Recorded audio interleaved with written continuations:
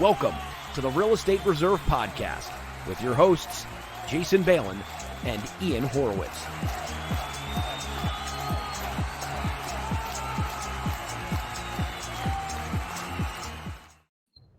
Hey, how's everybody doing? What's up, man? What's going on? Dude, I look terrible today. I had a terrible night at work last night. I had to stay up all night. Dude, it's like, I don't know. I need a new job. I hate to tell you this, and I'm sure I'm not the only one to tell you this, but you look pretty much the same every damn show that we do with the same hat and the same sweatshirt. So that's but that's okay. Well, I noticed a subtle change in the bags under my eyes. That's how I determine if I'm looking good or bad that day. That's when my life's come down. The camera's not good enough to pick that up, so you're good. So welcome to the Real Estate Reserve Podcast. Today is Friday. Although a Friday seems like a Monday to a Sunday every day, pretty much seems the same. It's May 8th. We've been time-stamping every one of our shows. Obviously, it's important to timestamp shows because some of the things we talk about today might not be relevant tomorrow. Things have been changing very, very rapidly. But the good news about real estate investing as a whole is every single guest we've had, every single person we've talked to, everyone's very, very optimistic about real estate investing in general. Yes, everybody is cautious, but at the same time, they're optimistic. And I can always tell you, I usually have a really good gauge on where the market is based on deal flow and lead flow that we get through our company at Hard Money Bankers. And there's a lot of opportunities out there, and there's a lot of active real estate. So on the show today, we have Matt Fullerton from Chesapeake House Buyers. Really excited to interview him, and he's got a quick or a few case studies that he's going to go through. And one of the things I love about working and talking and interviewing wholesalers is wholesalers have a good realm of exactly what's going on in the marketplace. They have to be really an expert in all aspects of investing. They need to know how to find really, really good prices, right? They need to understand the construction component of it so they can talk intelligently to their buyers. They need to have a lot of buyers that want to buy properties from them. And let's be honest, if for some reason they can't wholesale the property, they still got to take it down. They need to have funding sources. They need to have contractors. They eventually will need to find an end buyer. So that's the benefit of kind of the wholesale. And I've always, I know a lot of people think wholesaling, there's a lot less barrier to entry and there's a lot less risk besides your potential deposit. But I typically will disagree with that and think wholesalers typically have a lot more skill sets than most other investors. Yeah, that's an interesting point that you bring up. I never really thought about that, but why is wholesaling the entry level, or why is it considered entry level? And maybe we should ask Matt that. But I agree that wholesaling can get really complex. And if you don't understand your numbers and you don't understand the real estate in general, wholesaling can get real complicated. But why let me and you talk about it when we can bring Matt Fullerton from Chesapeake House Hunters in? A fun fact about his company in 2019, they did just shy of 7 figures. We sure did. Hey, Matt. Absolutely. How are things? They're going pretty well. I mean, things I think across the industry have slowed a little bit in some cases. Like what we're seeing in the wholesale space is we're still seeing plenty of seller motivation. In fact, we're seeing more in a lot of cases, especially with landlords. Small time landlords, we thought right away would start getting hammered with tenants not paying and would want to start divesting, and that's been the case. We've definitely heard from a lot of landlords who want to sell, and other traditional sellers as well. Buyer pool drying up a little bit. There's less hard money available, but the best people have cash or really good funding sources. So we're not feeling a whole lot of pain right now. Yeah, let's talk. Let's start actually. Why don't you just give everybody a quick background about you, kind of how you got started, and a little bit about your company and what you focus on. Sure. Yeah. So I'm a lifetime sales guy. I've been in sales ever since my first real job when I was 18. I started in real estate in 2015 at another company that's in the DC area. It's called Express Home Buyers. Started there just in sales, worked my way up to the director of sales and acquisitions.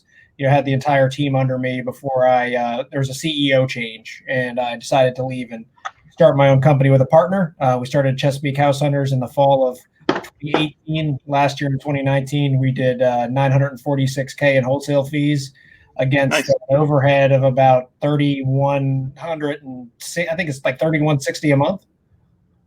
Yeah, nothing. So nothing. Yeah, we don't have any debt. We have minimal overhead. So we haven't been stressed, worrying about, we haven't been sitting here stressing, worrying about projects getting completed, that kind of thing. Man, that's awesome. And now before we jump into, again, back into what you're seeing in the market, I think we need to exploit that.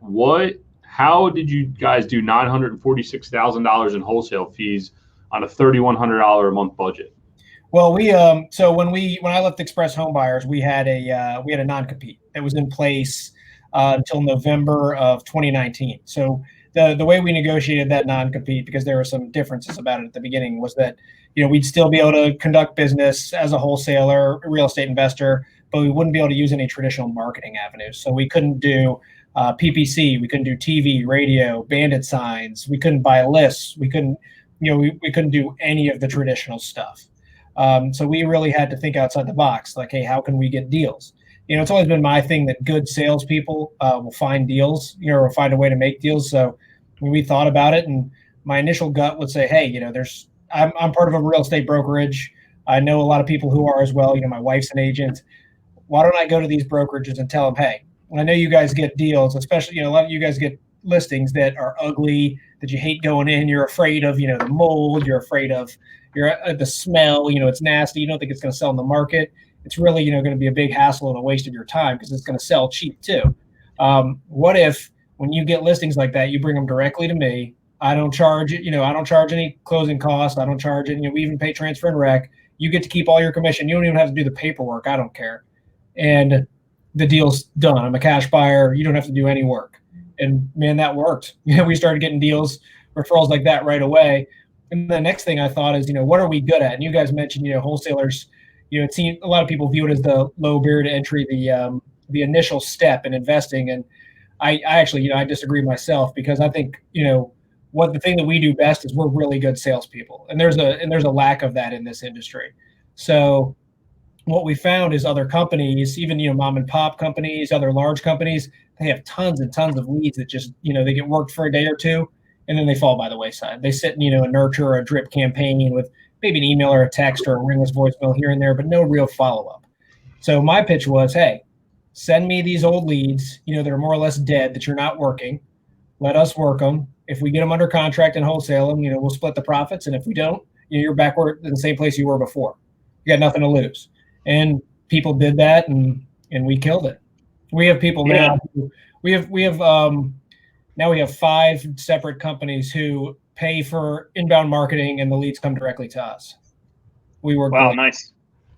Cool question for you related to real estate agents, because agents in general, and I hate to say it, but a lot of times agents and investors aren't fully aligned because it's just a different type of, as close to the same industry as it is, it's so far apart. It is. And they don't fully understand it. And we've done endless videos and podcasts to try to help agents become investors, because I think that's important. They're already doing the hard work of, solidifying deals, having relationships with buyers and sellers. They need to be investing in assets, but that's a different story. How much pushback did you have originally with, with agents? Number one, it's illegal to wholesale. That's not going to work. Or just related to the process of, hey, you have the property, you have it controlled either through a listing agreement or whatever relationship. Because I'm guessing you didn't take these properties down first. You weren't the end buyer. You were literally putting them under contract with the agent or with the owner, and then wholesaling them afterwards. Was there an education process that you had to work with agents? Because I know that's kind of a sticky point sometimes with investors. No, you know what? It was. I thought there was going to be quite a bit of pushback. And I'm an agent, although I've never done a traditional real estate transaction. I've never wrote up a listing agreement, never showed a house. My wife's an agent. She's a successful agent, here in our area, and she has her own separate flipping company as well. But so she, we already had, the first brokerage I went to was my own, so people knew me there. And then, the only thing I ever heard was, hey, isn't wholesaling illegal? And that was a real quick, no, it's not. It's really simple. Here's how it works. And they understood. So I really didn't get pushback from agents. The only time I do is when, a similar question to what you just said, hey, isn't wholesaling illegal? Or, hey, aren't you guys, just middlemen? We get that, of course. And I just explain, yeah, we are, but, we get things done. We make these deals happen. Yeah, sure. It makes a lot of sense to pitch it as, look, you're going to have a dead lead. It's going to waste your time. Do what you're good at. You want to do high-end sales. Why take a $100,000 listing or something that is a big piece of crap. Like, why are you going to do that to yourselves? And, you know, you've taken the time, and I think this is where a lot of wholesalers actually go wrong, is that they don't match their message right to either what's going on in the environment or what the seller's actually distressed for or whatever it may be. So that's a very strong point that you brought, hopefully, to everybody's attention. What's your guys' immediate plan for marketing here over the next few months to actually match that message? Or how do you view yourselves conveying yourselves to sellers and other real estate agents in your niche market that you handle? Well, we're going to kind of keep doing what we've been doing. You know, we have a decent lead flow from our JV lead partners. We still, you know, we do purchase lists from list providers. And we still get old leads at a pretty high volume from other companies that we have ongoing, you know, relationships with. So we're not, you know, we don't plan on changing things up. I'm not positive it's a great time to spend a whole lot of money on marketing, you know, just because the sellers are still out there, but we need to make sure that our deals are really good because the buyer criteria has changed a lot. I mean, I saw a hard money lender yesterday that was doing, a friend of mine emailed to me. They were doing, you know, 75% of LTV, et cetera, and now they've dropped their criteria to 25%. So on a deal he sent them, he had to bring 130 grand to the closing table, and I mean they just totally blew out their criteria. So there's a lot of that's hurting buyers. So we know deals criteria has to be good, and we usually are trying to lock things up right now where we know we have someone in place who's going to want that property. Otherwise, you know, you're going to end up releasing it, you know, more stuff than you want to. And there's stuff out there right now that's great. There were great deals 90 days ago, and people are looking at like, you know, it's an ugly duckling now. Yeah, I see that on the hard money side as well. And, you know, we've obviously, as a very active lender over the last 13 years, you know, this market's similar. We're relating it back to like 2010-ish, 2011, not 2007 or 6, more like early 2000s or 2010s-ish, around, just based on what's out there. And, you know, keep in mind, like, consumer confidence and investor confidence is slightly down just because they don't see the amount of stuff, deals that we all see. We're all experts. We're in this space all the time. And, you know, some of the private capital investors that we've worked with for years, they still are very active and want to be invested in space, but they have questions and they're unsure. It's like, what's going to happen here? What's going to happen there? And, you know, I can go in so many directions related to this exact topic because it relates. And I agree that right now, kind of wholesalers that have a good buyers list, you know, before, hey, spit it out, spew that whole darn deal out, and, you know, highest offer wins. But that was a model that worked for like 5 or 6 years as things were going up, and you could buy a property today and sell it tomorrow for a profit without doing anything. And I agree that right now things are different. It's, hey, you know, let's see what this particular appetite is for a certain investor, and make sure I'm only, you know, giving them that particular deal to buy. You know, hey, what. You know, and it's almost like backwards now. Instead of, hey, I know that this is a good deal and someone will buy it, it's, hey, what's your appetite? What are the types of deals you're looking for? What neighborhoods are you looking for? And then work backwards to do that. And again, like, I don't think there's anything good or bad with it. It's just different, and everyone's got to pivot. But that being said, I do believe that the deals that we all buy, sell, lend on, rent today are better than the ones that we did 60 days ago. Yeah. I think there are. And, you know, unfortunately, the masses are probably going to get weeded out with some of this, but the stronger players in the space will continue to be. And that being said, there's going to be more deal flow for those stronger players and more market share for everybody to capture. I mean, our company has benefited because all the institutional backed hard money lenders went out of business or paused, you know, currently, and we've only used, you know, our own capital and private capital for 13 years. Now, that being said, that doesn't mean that all of a sudden there's a humongous spike in business. It certainly isn't. But what it does mean is, hey, we potentially have equal then deals that we've had in the past, but they're stronger. And I believe that you'll probably see that as well, kind of as you know, as a wholesaler. And another thing we thought about is, you know, we flipped houses before, and like I said, my wife owns a separate flipping company, so, you know, we know the drill, and we've actually got a really good partner on the construction side there. So what we've been looking at also is like, hey, mean, this might have been a 40 grand assignment fee 3 months ago, but now it's a 10 grand fee. Why don't we take this thing down ourselves and make 70, 80 grand in 3 months as opposed to 10 grand today? Before we were all about the velocity of money.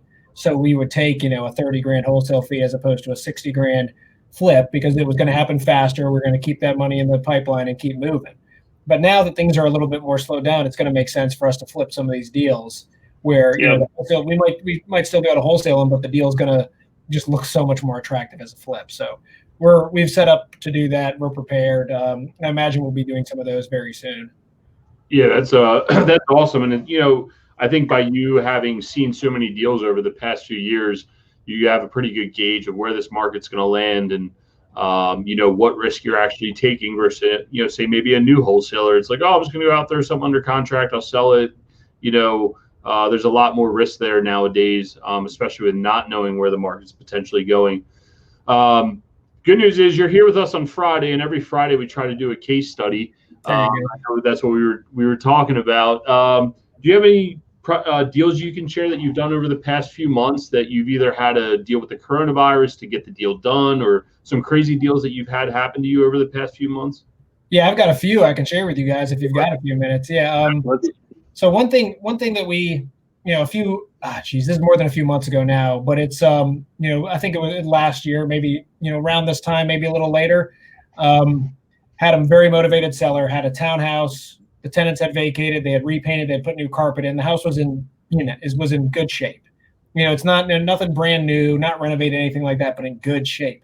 But they just owed way too much, for the traditional formula. They owed, they totally blew the 70% or 75% buy figure, out of the water, especially with repairs that would go into it. Because, if you're going to flip that house, you're going to want to redo the kitchen, the bathrooms. They were fine and workable and serviceable, and the house looked good. It just wasn't, renovated. So I took a look at the neighborhood and looked at the lowest sales and was like, man, nothing has sold as low as they want to sell this for in 2 years. That was the first thing I thought. And the second thing was, this house is rent ready. You can literally buy this house and run a vacuum through it and, wipe that, have cleaning ladies come through it, and then you're ready to rent it. So I said, let's put it under a contract. Even if we put it under contract, I think we can either keep it ourselves because the rent numbers look great, or someone's going to want to buy this as a rental for their portfolio. It's a townhouse. It's in District Heights. It's performing. Section 8's available over there. It's a good place. So we locked it up and we marketed it, and I had medium expectations. I was getting my financing in line with our lender to buy it for a rental, and my phone started blowing up right away. And we got I had like 5 people bid against each other to get the house as a rental. I think we sold it at like 92%. They just wanted it. We sold it. Someone just wanted a rental. Even at that number, it was going to cash flow so well, and it was still had enough equity for people to be interested. Nice. So did the seller get cashed out, or did they just break even on their deal? No, the seller, we ended up putting $5,000 in their pocket. So we try to put money in someone's pocket just so they can keep moving along. Nice. And you don't want someone who's, they're selling their house at a hardship. That's what we try to avoid. Right. And then another thing like that is condos and apartments. Like the buy figures on condos and apartments can be much different than they are on say single family houses, because A, there's a lot less work to do, and B, they rent a lot easier and there's a lot more available tenants. So we figured out that for condos and apartments that are even in decent shape, if the seller wants anything, below, 20% below market, we're in on them because we know we can move them because people want to buy them at that if they're rent ready. So we figured out that there's this whole other market, where you throw out the percentages and you make deals. Yeah, that's interesting because usually you'd think with condos it would be opposite. In general, I know a lot of lenders, including ourselves, we usually reduce our LTVs with condos just because, obviously, especially older style condos, because higher risk of condo fees, special assessments, things like that build into equity. And Ian and I are good friends with a wholesaler named Terry Royce up in the Baltimore market, and a lot of the stuff that you're saying is similar to what he's saying. I know Terry's my boy. And we've we always talk about, hey, what do you think the after repair value on this property is? And it's not really a metric that's as important to him as what are investors paying for some of these some of these properties and in general, and it's kind of makes sense. And again, wholesalers like you, wholesalers like him will succeed based on a few things. Number one, experience, volume, experience, buyers lists, things like that, because you guys know more than almost anybody else what things in certain neighborhoods sell for as is to an investor, even if they don't hit the formula. Like you said, it doesn't hit the 65 or 70 or 75 cents formula. But that being said, people will still potentially buy it.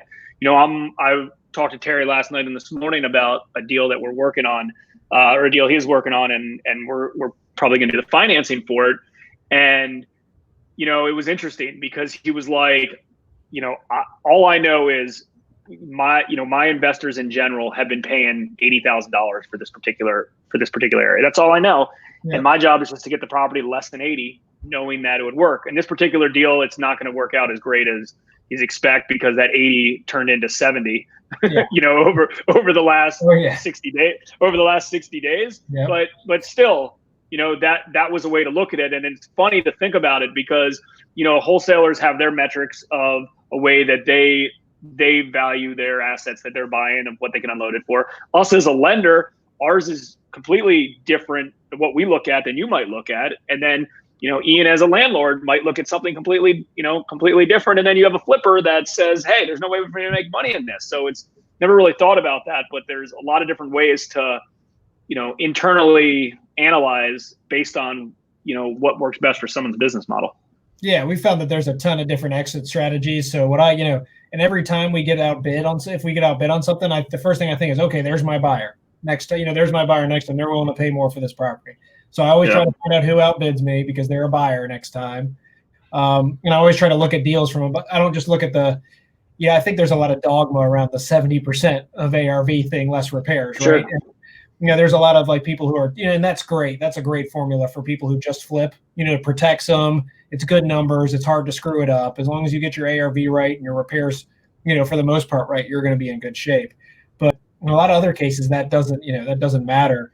One thing that we've also found that can change the dynamic is what is selling, what sells on market as is. Like if I look at a neighborhood and I think I need to be at 200 percentages wise, but then I look at the neighborhood and see nothing has sold less than 250 in 2 years. And the ones that are selling at, 250, 253 are just total shit. Then I know that, I know that we've got something there and I can make that deal. I do. I used to get so mad at Terry when he changed his business model to that. I'm like, Terry, the numbers don't work. Oh, I don't care. Other investor sales are there. I'm like, I get it, man. But God damn it. Like, it doesn't work for me. Stop, man. Like, I'll buy everything. But I gotta give you guys credit. It's an unconventional way to do business, and it's a way to make more deals work for you. Because if the banks are selling for that amount, why not get that money? And we actually took that same strategy. We don't wholesale a lot, but we do come across deals and took that same strategy on when we knew we didn't want the deal, and it does work. With that being said, I'm going to ask you an off-the-wall question. What's the most unconventional deal you got done? Let's see, man. Whether it was a buy side, exit strategy, something crazy with the house. I mean, I've had a couple. So one, for instance, it's actually a house that my wife just finished. When I worked at Express as the director of sales and acquisitions, I did all the dispositions. So a agent in my area bought a house for me when I was there. Bought a house, closed on it. A guy I had known for a long time. We had a relationship with prior to working there, and he bought a house for to flip in a neighborhood that my wife and I both really like. But this is before we were doing too many flips ourselves. So he bought the house, and that was it. And then last year, towards the end of summer, he gave me a call and said, Matt, look, man, I remember that house on E Street. And I said, yeah, it rings a bell. He's like, can you come take a look at it? I was like, oh, is it done? You ready to put it? That sounds great. He's like, no, man, it's not done. So I went there and looked at it. The house was, it was an older bungalow, 1940s bungalow, water view house, nice neighborhood, but it needed a lot. It was old, but there are still good things like plumbing, electric, HVAC were all good. And he had given the deal to his wife and said, this is your deal. You do it. You've been wanting to flip houses. And she, unfortunately, sadly, suffered a psychotic break during the work. on the house and had her team like completely gut the house, electric, plumbing, all the floor joists. I mean, the house was basically a shell. There's second floor is being held up by a bunch of like cleverly placed 2x4s. It was a disaster. He said, man, I got to get out of this. I've spent $50,000 to get it to here, and all I've done is make it worse. Can you get me out at this number? And I looked at it, and he's like, and I looked at it, and I knew it was going to be $100,000 flip, you know. And I said, you know, I took a look at it. It still looked like a deal. So we jumped in, and it was a mess from the start. She, you know, tore up so much. We had to get new permits. We had to do new structural stuff, just everything, you know, basically building a house from the ground up.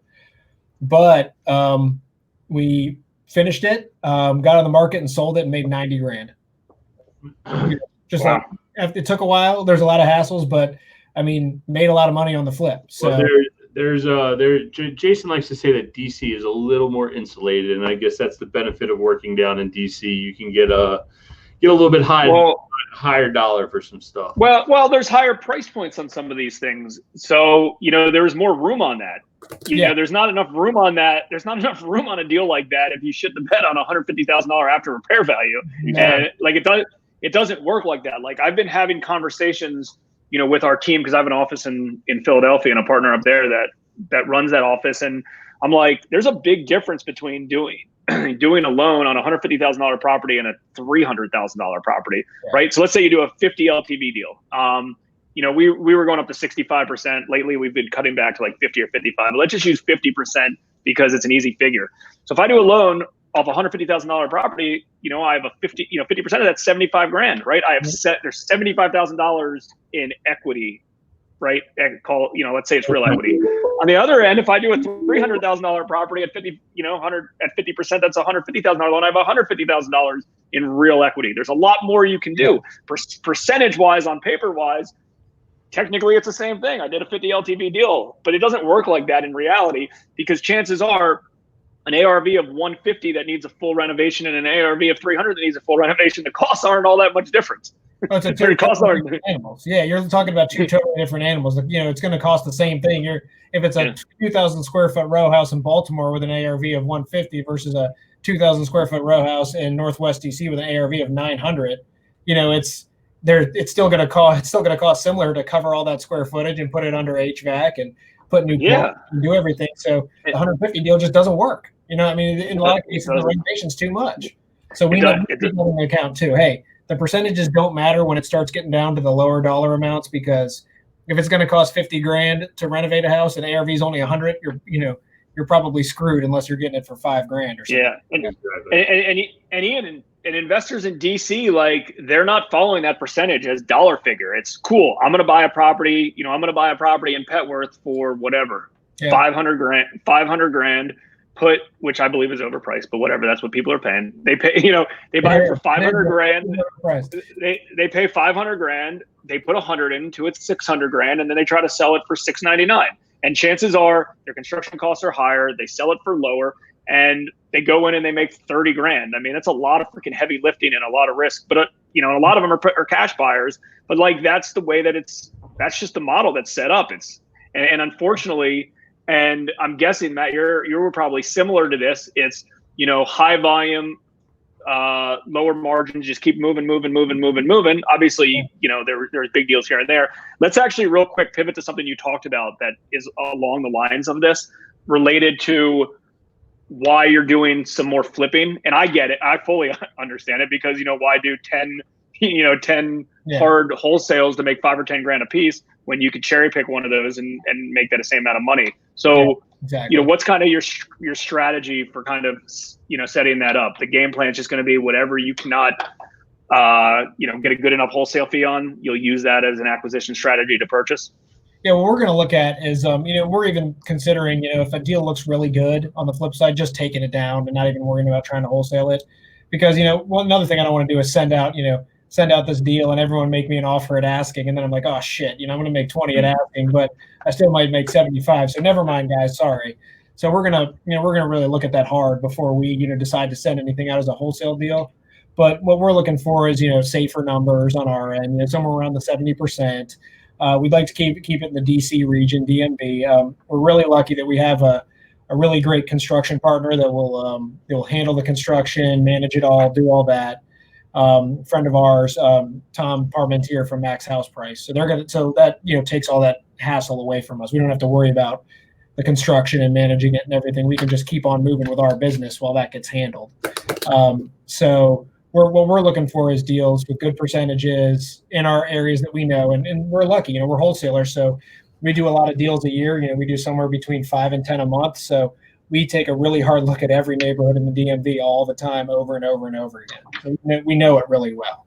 So we're confident in our ARVs. We're confident in what we're buying, and just really, we talked about the next deal that looks like it's a home run flip. We're just going to take it down. And you brought up a point about the DMV area because you know it very well. I'm a Baltimore guy. I know that I don't like the Capital Beltway, so have fun with it.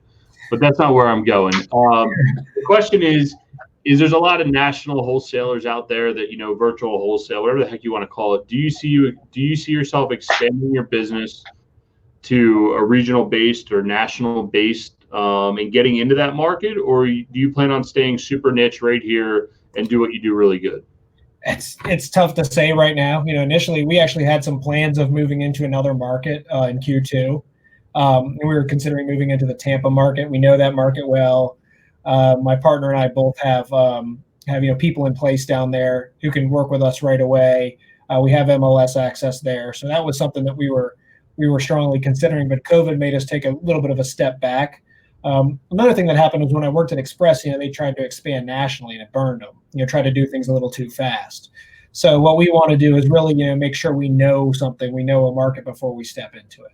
We don't want to step into a market and waste our time, waste our money, and kick the can down the road for 3 months and not have anything to show for it and not have spent that time on our business. So we're trying to be really conscientious of that. Long answer to a short question. We could, I think that we'll probably look into that just when the timing is right, and we're not sure when that'll be. Yeah, I mean, it's a valid point that you want to be good, you want to be really good at what you do, yeah. And you want to understand the market. You're putting yourself into an interesting spot. Me personally, I'm a more or less a backyard type guy. But it needs to be within our realm of touch before we're going to do a deal. I'm not. I know a lot of guys out of DC have a lot of big money and they're investing in trailer parks in Memphis, Tennessee. But are you really getting the best thing for you out there? So it's an interesting business model. That's the reason I asked. I also know that you are a part of Steve Cavanaugh and Alex Pardo's mastermind, which we had on here, and we enjoyed a conversation with them. What are some takeaways, or what's the advantage to you being involved in a mastermind? How has it excelled your business? Oh man, so I think first thing I tell newbies all the time, hey, how can I learn fast? I say go to meetups. Go to meetups and be a sponge and learn from people and see who can provide value. And for people who have been in the business a little bit longer, I think mastermind is masterminds are really a similar thing. You're meeting with people from other parts of the country, different strategies, different thought processes, and we tend to get locked into these grooves of thinking in our brains. I tend to look at something certain ways that just other people don't look at it that way. So I find it really valuable to throw all my ideas out there in a room full of other people who we respect, who are accomplished equally or more so, and get their feedback. And we've taken a lot of actionable things from that mastermind and implemented them already. So it's been a big help. Yeah, that's awesome. Yeah, I definitely enjoy for us, what we do at conference scene, and we get the same type of thing. We find the big operators that have larger portfolios. It is hard going to some of the meetups. I enjoy helping other people out, and you got your clique of friends, but it is also sometimes fun to be in the room and you're the lowest level in that room, and it is enjoyable to learn from other people. Yeah. With that being said, you've said a lot. We've enjoyed our time. Last question: are you a book reader or a podcast guy? What's your go-to? Oh man, I'm a book reader. I mean, I do both, but I'm a book reader, but I'm a book listener more so. I have the Audible app, man. I have I go through about a book a week. So what's the number one book that you think somebody should listen to right now? Oh man, the best book. I think, one of my classics, I'm sure it's been said a million times. One of the books that changed my life is the 4-Hour Workweek. That and Unscripted by MJ DeMarco. Those are both books, especially for people who are looking to be entrepreneurs and looking to see what it takes. I mean, I think both those books were life-changing for me. So I would highly recommend those, as a starting point for anyone. Yeah, if you could, when you roll out of here, if you want to leave that in the comments section for people so they can find it. Sure. We appreciate the suggestions. We've read both of them, enjoyed both of them. 4-Hour Work Week. Tim Ferriss, man, he just puts it all out there. He definitely Love the guy. Yeah, it takes some balls to do some of this stuff. A lot of people do have fear of, am I going to lose my business and whatever else. Yeah. Matt, where's the best place we can find you? Or sorry, Jason, go ahead. No, go ahead. I was going to say, Matt, where's the best place we can find you? How can people get a hold of you? If they have deals, if they want to work with you, where can we find you? Yeah, you can find me. I do a lot of outreach on Facebook. I talk to a lot of the other investors. So you can find me on Facebook. I'm just Matt Fullerton. It's a picture of me making a weird face, I think. You can also find me on our website, chesshousehunters.com. And then my email is matt@chesshousehunters.com. And I can put all that in the comments as well.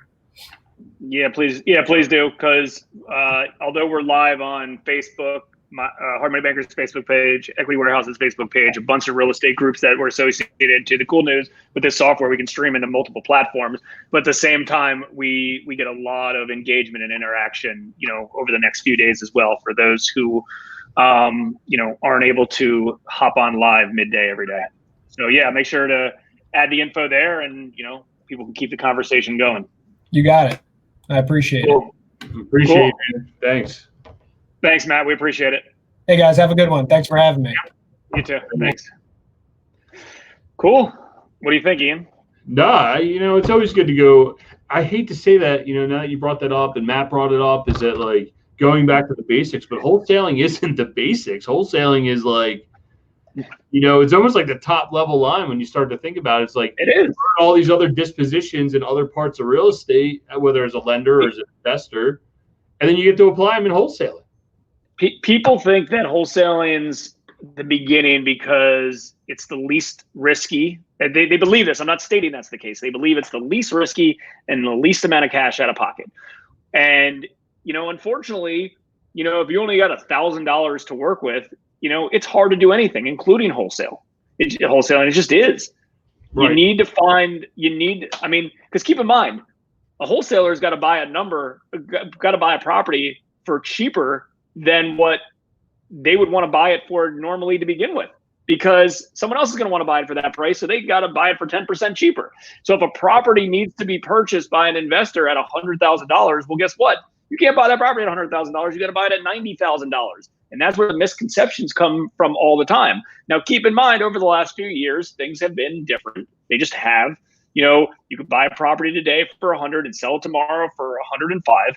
And, that happens. And that arguably has happened over the last 10 years, 12 years.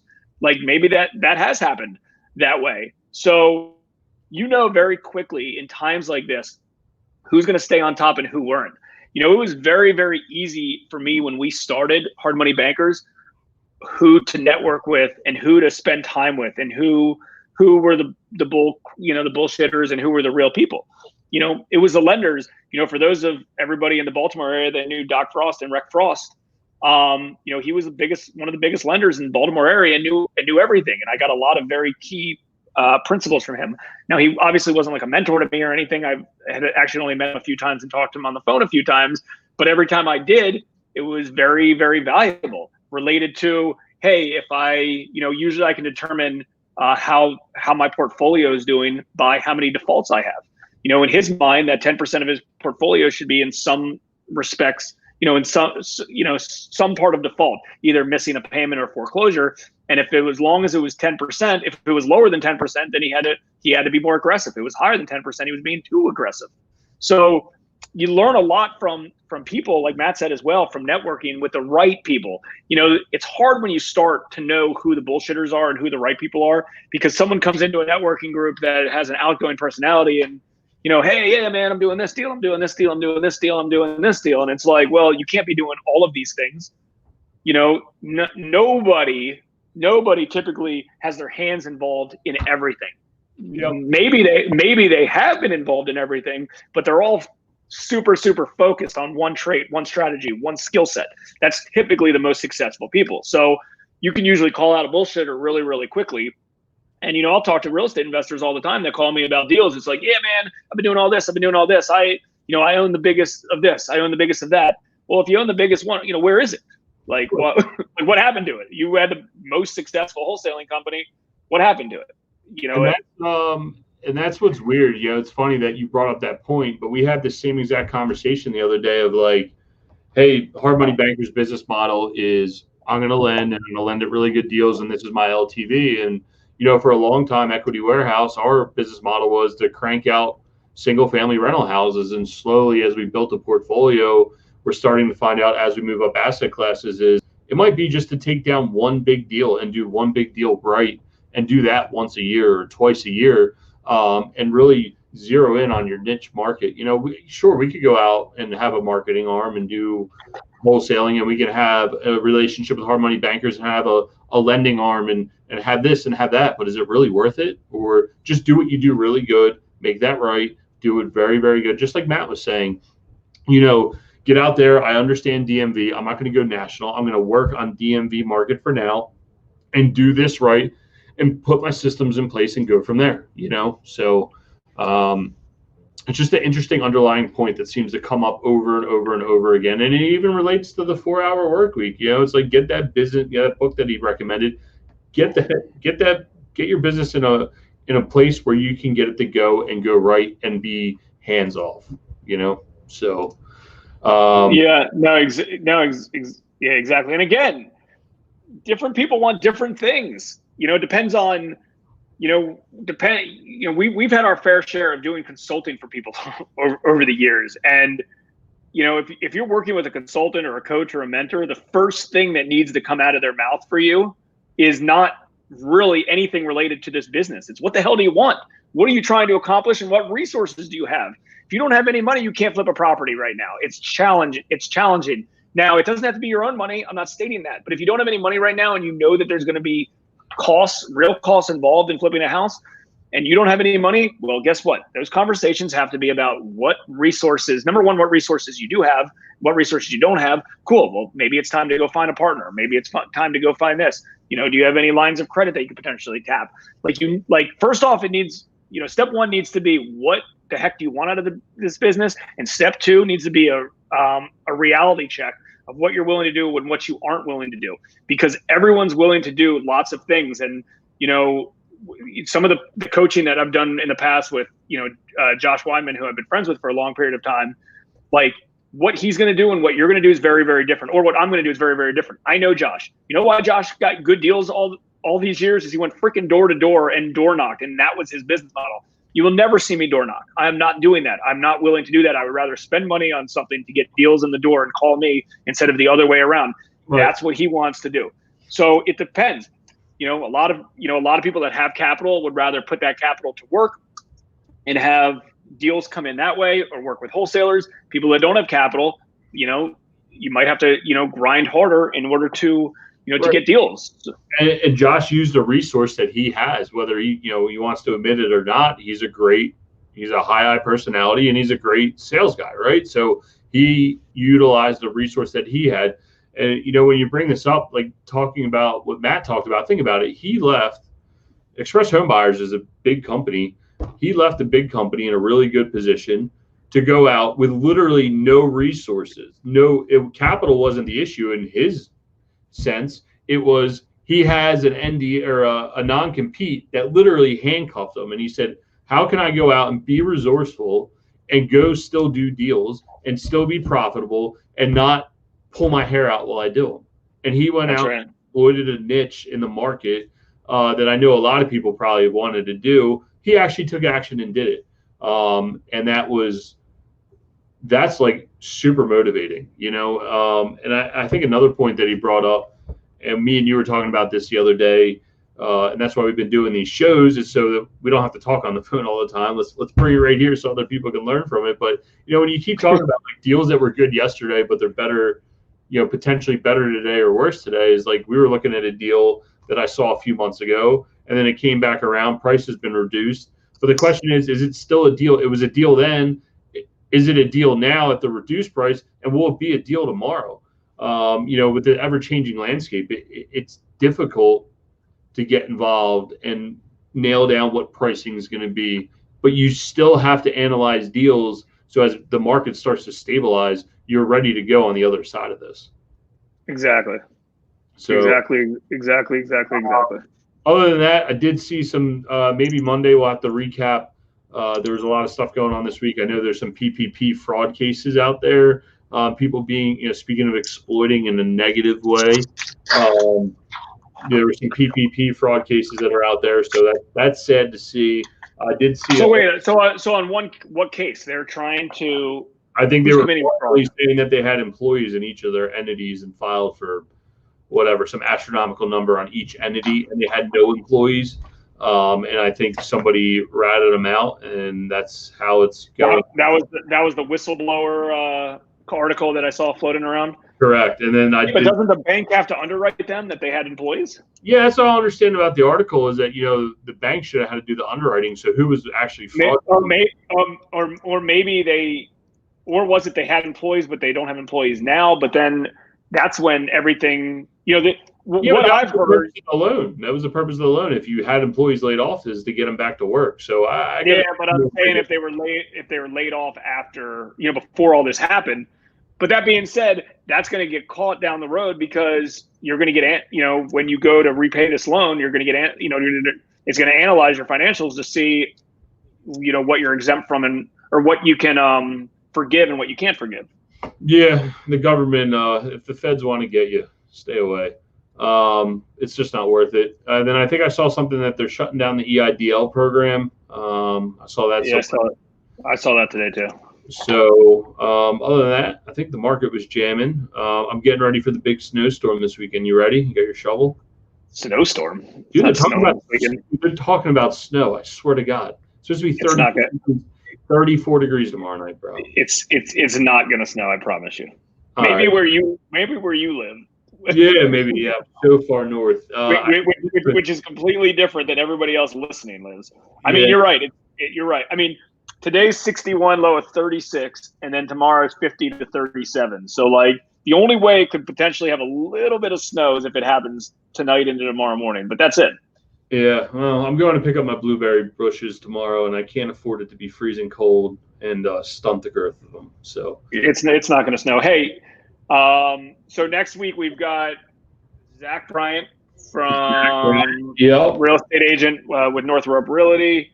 Who else is on next week? Jesse Spahn, who's a flipper and a wholesaler. He's going to come on, tell us how his business has done nothing but gotten better since all this has gone down, which I'm interested to find out about. Thursday, Friday, I'm actually traveling, so you might be on your own. But I will check in and let everybody know how the airport was. Where are you going? I am going to Baton Rouge, Louisiana, to help a friend out vet a deal. So I need to get out of the house, dude. I can't sit around anymore. I got to go. Is there going to be anybody else on that plane with you? What do you think? Dude, I don't know. How much was your plane ticket? It was status quo. It wasn't any cheaper. So I'm assuming for what it costs that I will be hopefully it's like a private jet for me. And then I did see an article actually that airfare potentially could go up because they are doing social distancing and they do have to do additional cleaning. So is it Southwest? Southwest. Yep. I had my credit for my mastermind that I was supposed to go to that got canceled. So with that being said, I applied it. I was thinking I was going to get some $37 ticket, and that was not the case, my friend. And how much was it? $149? Yeah, that's like the most expensive. Come to think about it, I actually think you owe me money from Nashville. I think you owe me money. I think you owe me money from the flight and. No, I paid for the hotel. I owe you flight. You paid for the hotel. I told you send me a Venmo. Venmo me. So. Oh, Rich Levine, he's getting us a private jet. Yeah, a Southwest private jet. Yeah, we've got a flight scheduled to Florida because we were supposed to go to spring break April 4th. The house that I got at the beach wouldn't give us our money back, so they said you can either reschedule. You can reschedule, or we'll give you half back. And I was like, I don't want half back. I want it all back or reschedule. So we it's probably safe to say we can go in July. So we went in the end of July. We're going in the end of July. So we're going to see how 5 people with kids fly on a Southwest. And, the interesting thing is with airfare it was absolutely crazy because the airfare was, if you look at the algorithms that the airlines did, the airfare was super, super expensive. I'm just going to leave it at that because I waited till last minute before I booked it. And then I changed it. And, in order to change it, I was able to get a discount. But then I was like, maybe I should just cancel this and then go back. But now you can't really cancel. It's just credits. So the problem is I had expensive airfare to begin with. And now it went from, $400 a flight to each way to like $49. So now I just got tons and tons and tons of credit times 5 people. I'm not even really use those credits. So roll my credit that I apparently owe you for Nashville in. Nope. Add it. It doesn't work like that. You didn't even show up in Nashville. I should get a credit for that. So there's pictures of that floating around. But either way, everybody enjoy their weekend. Excited for next week to talk to Zach Bryant and Jesse Spun. I'm throwing Aaron Foster on next week with or without you because he's got that case study ready. So we'll talk about that. Hey, Ian, when we're gonna hop off in a sec. Can you look in the private? There's a private chat on here. Yeah. Matt put everything on the private chat. Can you just cut and paste all that stuff into the comment section? Will do. While you're doing that, I'll throw out the theme music. Thank you, Mr. Levine, for sharing everything about the Vegas trip. 34. Well, let's just put it on screen while we're here. Just like taking a private jet these days. Yep. That's correct. My buddy flew to Vegas, round trip, $34, no BS. Only guy in the plane, and that was a month ago. All good, all good stuff. Yeah, I don't know how I feel about planes. I was talking about that to my neighbor who's a pilot yesterday. Right. And it was very, very interesting because he said a good bit, at least the airline that he flies, a good bit of the revenue that those airlines get are actually flying cargo, not necessarily just passengers. So, a lot of them, they wanted to continue to work because, they need to get cargo to certain cargo to certain places, and they have accounts with, bigger companies, Amazon, FedEx, the Postal Service, and things like that. But in general, it looks like airlines are probably going to have to raise prices. At least that's what they're saying, although that doesn't necessarily make sense. I'm not smart enough to know exactly how that's going to be set up, but it doesn't seem like for a long time they're going to be able to utilize the middle rows. So, a third of the planes are going to be empty. So they're saying, we have to up the price, and there's obviously additional cleaning and additional things that are going to have to happen. So they're going to up the price, but then if you up the price, then, less people are going to potentially fly or can afford to fly. So, this is a ripple effect in so many cases, in so many industries. And, it is what it is. Real estate in general is involved in this ripple effect. But, each of us as individuals, we all concentrate on our small scale of investments. And yeah, we're all cognizant of the broader level of what's happening in the economy and what's happening in the real estate community. But, if we all stay, small, we stay profitable, we stay nimble, and we can pivot into making changes. And I think that's what the trend's really been with every expert that we've talked to recently is, it's fine. If I don't do a real estate transaction this month, it's not the end of the world. The ones that are contingent on doing 10 houses a month or wholesaling multiple properties, and the ones that had a business model of high volume, low margins, per deal, I don't think that's going to be wise moving forward.